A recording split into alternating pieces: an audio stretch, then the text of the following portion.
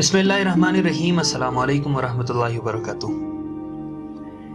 एक दफ़ा का जिक्र है कि एक रात सुल्तान महमूद गजनवी को काफ़ी कोशिशों के बाद भी जब नींद नहीं आई तो अपने ग़ुलामों से कहने लगे कि लगता है किसी मज़लूम पर आज जुल्म हुआ है।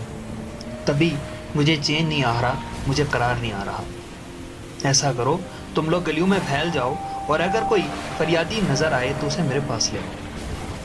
थोड़ी देर बाद वो सब वापस आकर कहने लगे, सुल्तान, हमें कोई भी फरियादी नहीं मिला, आप आराम से सो जाइए।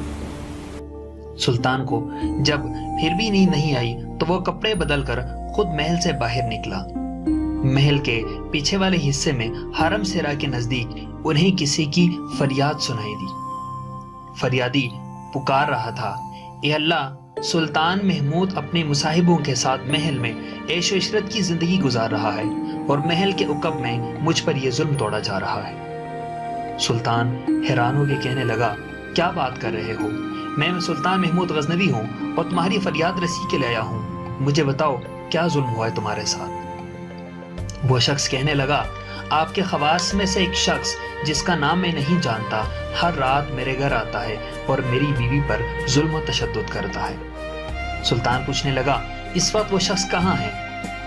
वो फरियादी कहने लगा, शायद अब चला गया होगा।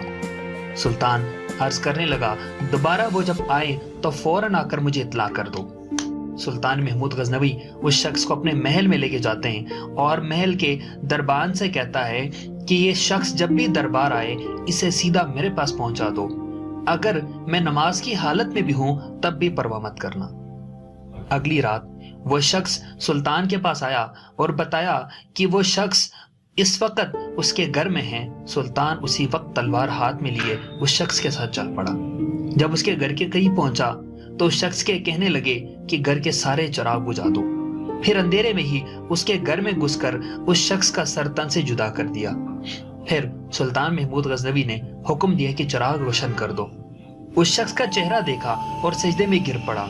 फिर घर के मालिक से कहा, अगर कुछ खाने को है तो ले आओ, मुझे बहुत सख्त भूख लगी हुई है। वो शख्स हैरान होकर कहने लगा, आप जैसा सुल्तान मुझ गरीब के घर का खाना खाएगा? सुल्तान कहने लगा, जो कुछ भी है ले आओ, मुझे सख्त भूख लगी हुई है। वह शख्स एक सूखी रोटी उठा लाया जिसे सुल्तान ने बड़ी रग़बत से खाया। वह शख्स सुल्तान से पूछने लगा कि ये चिरागों को बुझाना, सजदा करना और रोटी तलब करने के पीछे आखिर क्या माजरा है? सुल्तान अर्ज करने लगा, मैंने जब तुम्हारी दास्तान सुनी तो सोचा कि मेरी सल्तनत में ऐसा जुल्म करने की हिम्मत सिर्फ मेरे किसी बेटे को हो सकती है। अंधेरा करने को इसलिए कहा कि कहीं अगर मेरे बेटे ने ये फेल करते हुए देख लिया और मेरा पिदराना शफकत मेरे इंसाफ के रास्ते में हाइल ना हो जाए, इसीलिए मैंने चिराग बुझाया।